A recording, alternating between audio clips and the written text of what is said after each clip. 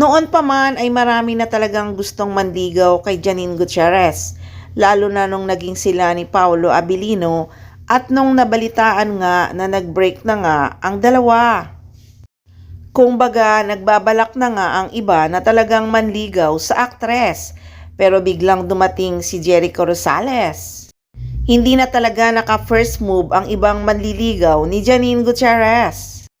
Pero bigla na lang nakita sa social media na dating na nga ang Econin. Kahit na nga may isang rich businessman na gusto talagang manligaw sa actress, pero si Eco talaga ang nagwagi. Super in love kasi si Nini kay Eco.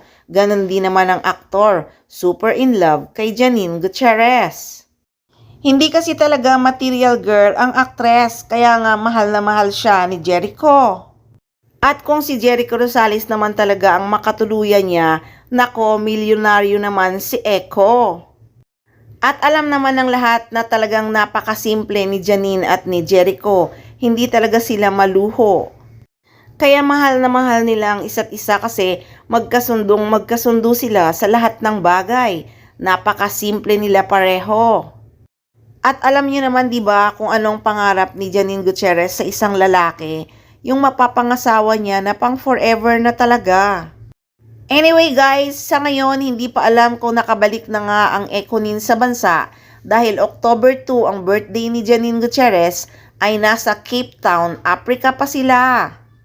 Pero sigurado naman na pabalik na talaga ang Econin dahil tapos na nga ang ×2 celebration nila ng kanilang birthday.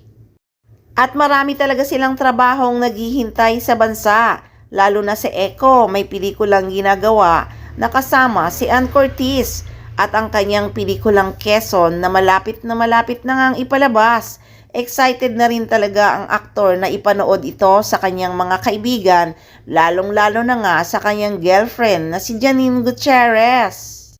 Nung mga nakaraan kasi, flinex ng aktor ang ganda ng pelikula niya na tungkol sa buhay ng pangalawang presidente ng bansa. Matapang daw ang nasabing movie na tiyak ni Eco na mamahalin ng kapwa Pinoy niya. Mas naging makabayan nga raw siya matapos niyang gawin ang pelikula.